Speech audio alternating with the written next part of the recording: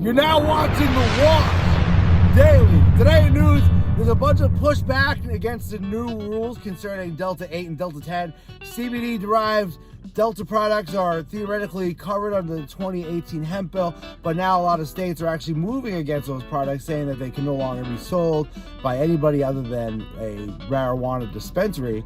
And so it's putting a lot of these companies in a bad place. They've invested their entire life, a lot of times, in these products, and they are holding giant inventory and facilities that are designed to process plant materials. Now they're saying you can't do that anymore. You're out of the business. Sorry, if you don't have the marijuana license, you can't do it. And a lot of places, it's not as easy as just signing up for a recreational marijuana facility license. You have to actually jump through a number of hoops to have millions of dollars on hand in the bank, and a lot of times those people use the entirety of their savings for no end, and they don't actually ever get their licensure, especially in places like Massachusetts, where the CCC has admittedly been doing a very bad job and are actually very much in turmoil.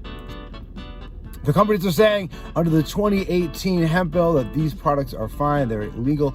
You do not have any right to prohibit the sale of products that are not expressly prohibited. And the 2018 hemp bill justifies that these hemp-derived products are not prohibited.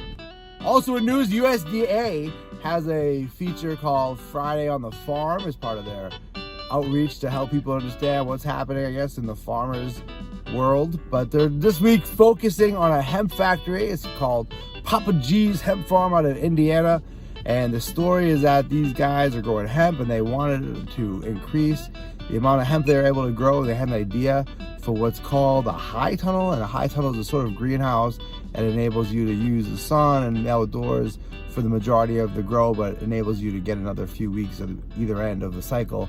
What they're saying is when the hemp plants have the opportunity to have a full growth cycle, that they end up being more robust, healthier, more meaningful crops.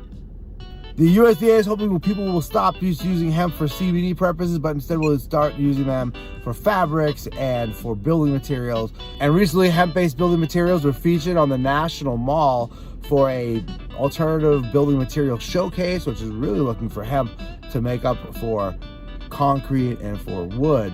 Also in news, the state of Maine signs on to a plan helping out its growers. Currently in the United States, people who operate cannabis businesses are not able to make deductions when they're paying their federal tax. There's data that suggests folks who are able to make those deductions end up spending about 40% of their total income on federal taxes, whereas people who aren't are looking at about 70% of that money going right to the federal government.